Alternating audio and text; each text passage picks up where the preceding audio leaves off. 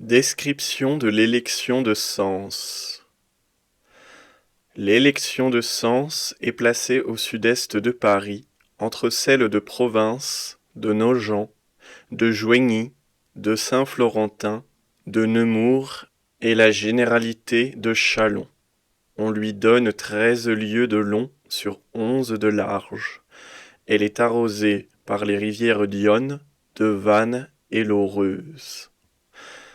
Sens, chef-lieu de cette élection, est situé à 25 lieues de Paris, au 20e degré 56 minutes 48 secondes de longitude et au 48e degré 11 minutes 56 secondes de latitude septentrionale.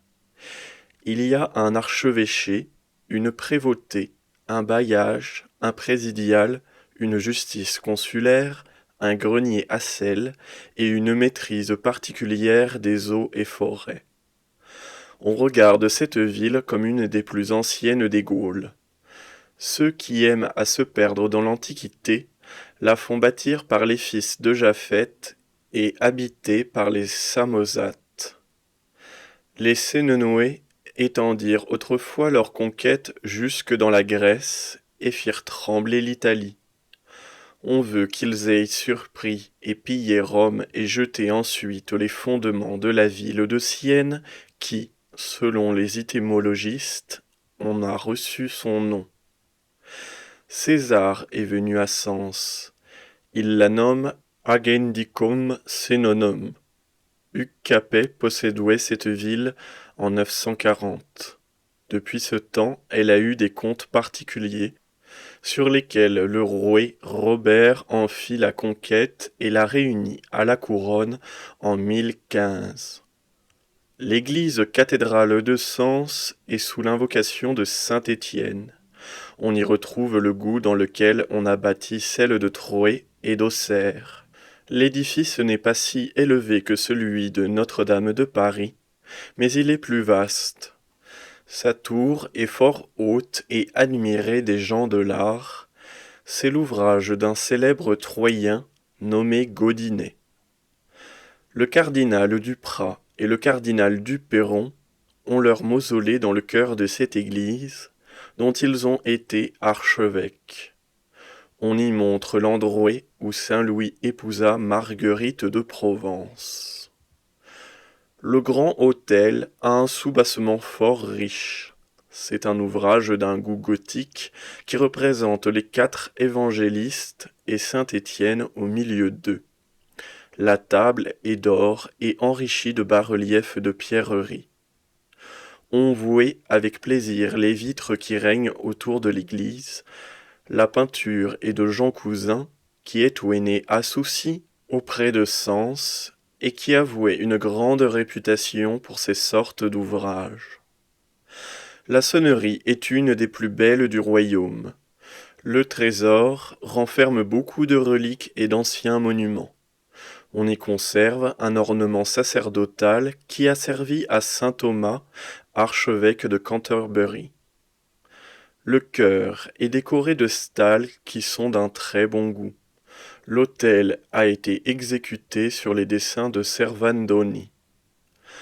À côté du portail est la statue équestre de Philippe de Valois. Il y a dans la nef de fort beaux mausolées exécutés en marbre et une statue de saint Christophe de grandeur colossale. Saint Savinien, dont on place le martyr en l'an 240, a le premier gouverné l'église de Sens et y a apporté les lumières de la fouet. Ce siège a été rempli par plusieurs saints ou par des prélats d'un rang distingué. Il a pour suffragants les évêques d'Auxerre, de Troyes et de Nevers. Les archevêques de Sens s'attribuent la primatie des Gaules et de Germanie. Ils en ont exercé les fonctions avant qu'elle fût accordée aux archevêques de Lyon et avoué pour suffragants tous ceux qui composent aujourd'hui la métropole de Paris.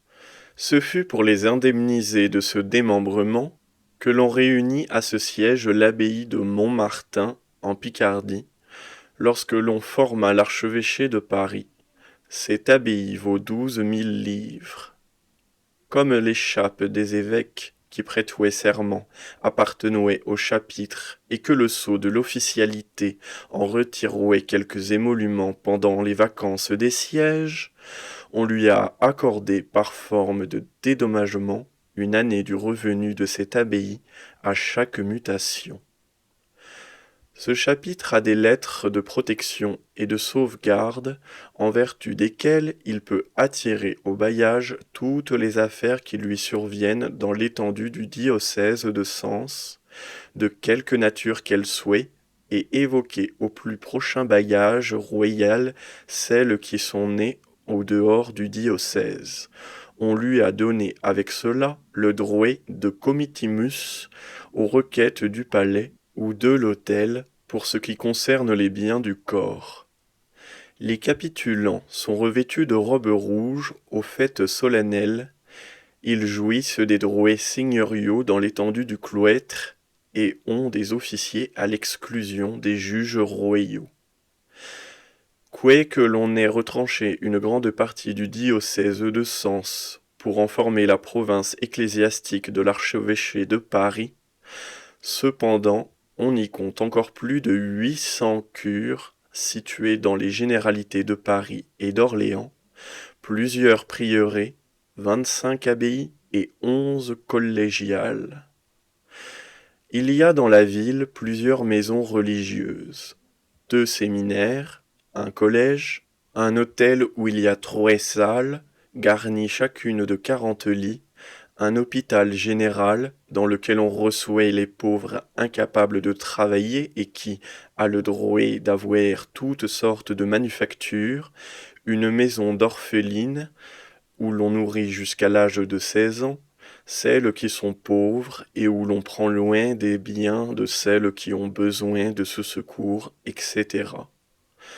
On a tenu à Sens plusieurs conciles. Le fameux Abélard y fut condamné en 1140. On y examina le livre d'Edmond Richer sur la puissance ecclésiastique en 1612. La ville contient environ 7000 habitants. Il y a 3 places assez vastes et 2 promenades fort agréables. Monsieur de Sauvigny, intendant de la généralité, a fait faire la magnifique esplanade que l'on vouait à l'entrée de la porte de Paris. On a tiré de la rivière de Vannes plusieurs filets d'eau que l'on a distribués dans les rues pour la commodité des habitants et pour y entretenir la propreté. Le pont sur l'Yonne est fort beau.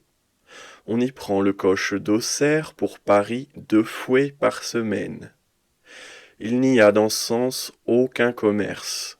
Quoique la nature semble avoir placé cette ville dans la situation la plus avantageuse pour l'enrichir par ce moyen, elle ne tire ses principaux revenus que des marais des environs et des droits que payent les vins de Bourgogne que l'on voiture sur sa rivière. Quelques citoyens zélés pour le bien public ont tenté à plusieurs reprises d'y établir des manufactures. Aucune n'a réussi. On attribue ce manque de succès au défaut d'artisans et au grand nombre de gens de justice qui peuplent cette ville. Seulement, on fabrique beaucoup de bas de souhait dans son hôpital général et on y vouait une filature de coton à l'angloise qui fut entreprise par les ordres de monsieur de Truden, intendant des finances. On fait encore dans la ville beaucoup d'horloges d'eau, dont un bénédictin de Saint-Pierre-le-Vif montra le mécanisme à un ouvrier. On en envoie partout le royaume et jusque dans nos colonies. Sens a produit quelques hommes de lettres. Le plus connu est le jurisconsulte Loiseau, qui y a été lieutenant particulier. Monsieur Leblanc, secrétaire d'État de la guerre, en est originaire. On trouve à Sens des secours pour les sciences dans la bibliothèque publique qui vient de monsieur Fénéy, doyen du chapitre, et dans celle que son archevêque, monsieur Languet, a laissée à ses successeurs. Les anciens archevêques de cette ville ont leur sépulture à Saint-Pierre-le-Vif. On y en compte 40. La plupart d'entre eux ont été tirés de cette abbaye, dont ils étaient religieux.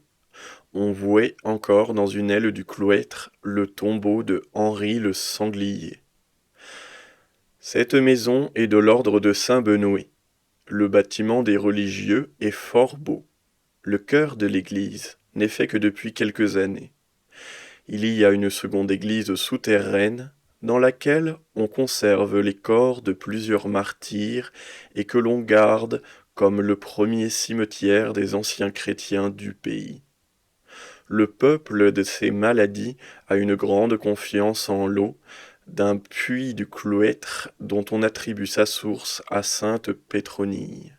L'abbaye fut fondée par Clovis en 507 à la prière de sainte Théodechilde et on a uni la mense abbatiale à la cure de Versailles. L'abbaye de Sainte-Colombe, du même ordre, fut fondée en 620 par Clotaire II. Les religieux ont fait mettre dans une châsse fort riche les reliques de saint Loup. Ils y conservèrent de même le corps de sainte Colombe, qui souffrit le martyre dans les environs. Leur église a été brûlée par l'armée du prince de Condé. Monsieur de la Ménardière, qui en était abbé, l'a fait rebâtir. Elle est située à 1/4 de lieue de la ville, entre la rivière et le grand chemin. L'abbaye de Saint-Jean, de l'ordre de Saint-Augustin, fut fondée pour des filles, dans le 5e siècle, par saint Héracle, archevêque de Sens. Les troubles de la guerre ayant mis les religieuses dans la nécessité de se disperser de côté et d'autre, on y appela les chanoines réguliers au commencement du XIIIe siècle. Le cardinal du Perron a fait réunir la mense abbatiale à l'archevêché. On y a introduit la réforme en 1606. Cette maison est dans un des faubourgs de la ville. Saint-Paul-l'Essence est une abbaye où les religieux de l'ordre de Prémontré furent introduits en 1192.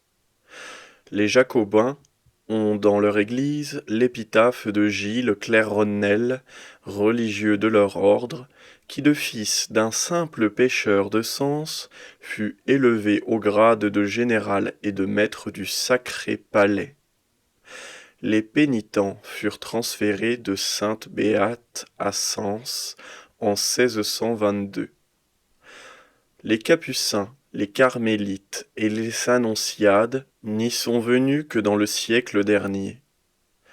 Le couvent des Ursulines douait son établissement à 2 religieuses de Montereau, qui eurent la générosité de s'y retirer au lieu de suivre l'exemple de leurs sœurs, qui se réfugiaient chez leurs parents après la destruction de leur couvent.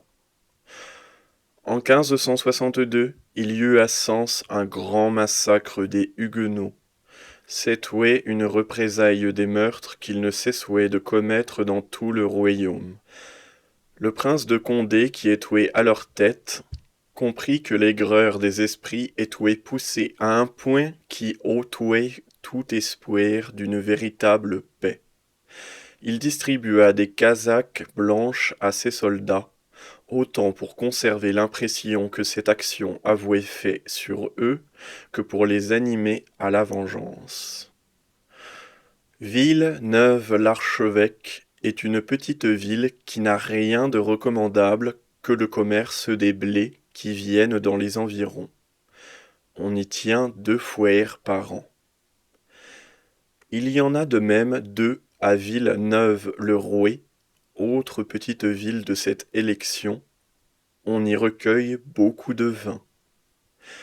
Villeneuve-la-Guillard a environ 330 feux et une foire qui se tient le 25 août.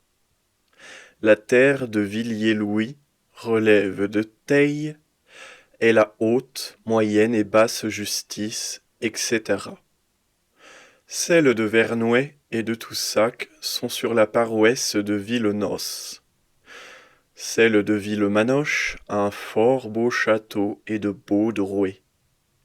On admire au château de celle de Valérie le mausolée du grand Condé. Mademoiselle de Sens l'a vendu à monsieur de Launay. Il y a 2 chapelains, et c'est en qualité d'abbé de Saint-Jean que l'archevêque de Sens nomme à cette cure. La terre de la Loutière relevait autrefois de celle du Plessis-Gâteblé. Mais le seigneur de celle-ci, ayant enlevé dans le 15e siècle la fille du seigneur de l'autre, on punit le rapt en réduisant cette dépendance à 1/7. La terre de Trenel a été érigée en marquisat. Il y a eu des reliques bénédictines qui ont été transférées à Paris, rue Charonne. Le chapitre de Trenel est composé de 6 chanoines.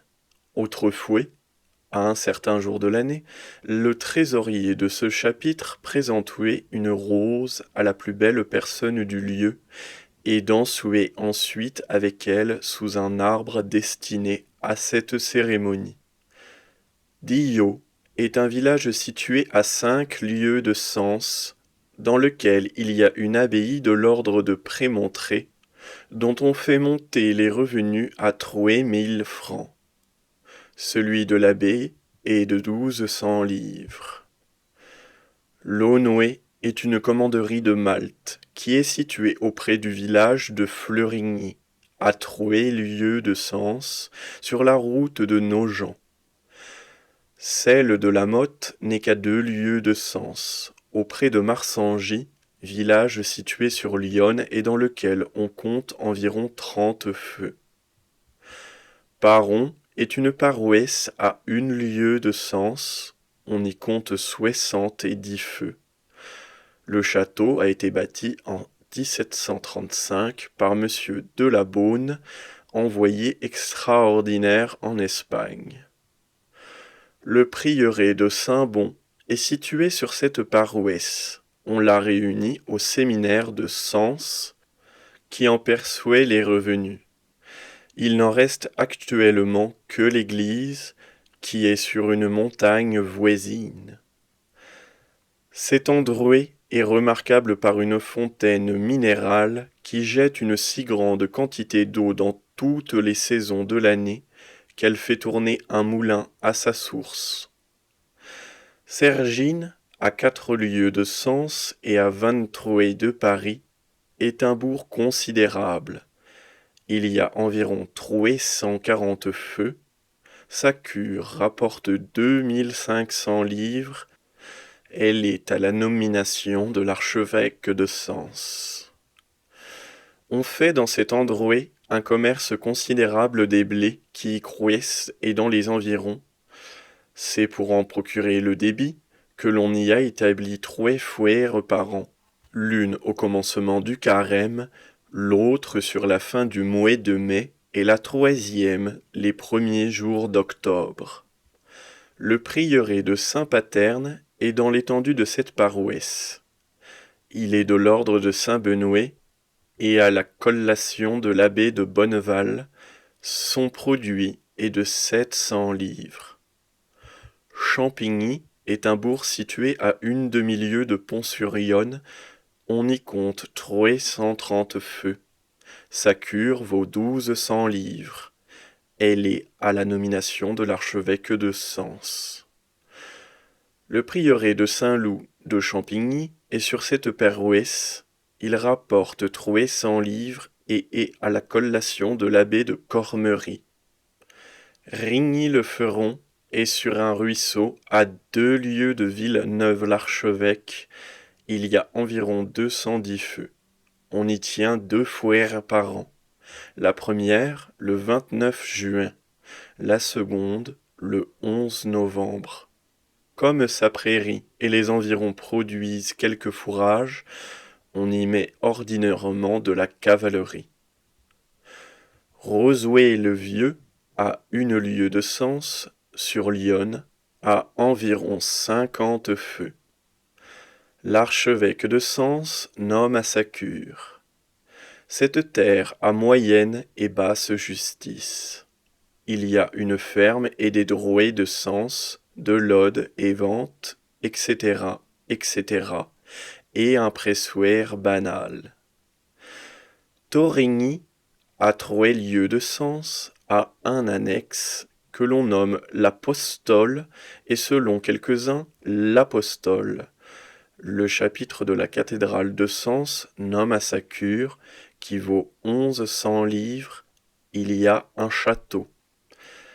On vouait de même des châteaux à Sérilly, à Flacy, à Fouessy, à Fontaine-la-Gaillarde, à Marsangy, à Michery, à Teil, etc. La terre de Gisy a haute, moyenne et basse justice. Il y a un château avec de beaux jardins et des avenues, des moulins à eau, des bouées et tous les drouets de chasse, de pêche et de l'eau des ventes. La belle maison de campagne des archevêques de Sens est située à Nolon, à 1 lieue de cette ville. Le terrain de l'élection de Sens produit plus de seigle que de froment. Ses vins sont assez estimés. Il fournit à Paris le charbon d'Yonne, de l'avoine, du foin, du thym et des bouets fleutés. On trouve des bouets du côté de Bussy-le-Repos, de Chèvres, de Dixmont, de Fleurigny, de Fontaine-la-Gaillarde, de Maillot, de Saint-Martin-du-Tertre, de Torigny, de Villethierry, de Véron, de Vaudeur, de Vouésines, de Malais-le-Rouet, de Ville-Gardin, de Cerisier, etc., etc. Ce dernier village fut presque entièrement détruit par un orage en 1736. Les eaux emportèrent 70 maisons, entraînèrent les terres et les blés, déracinèrent les arbres et les vignes. Elle s'était élevée à plus de 20 pieds de haut. Plusieurs malheureux périrent dans l'inondation, qui fut aussi violente que subite. Les habits et les meubles qui avaient été mouillés tombaient par morceaux. On ne put de même faire aucun usage des grains que l'on retira de l'eau après le naufrage.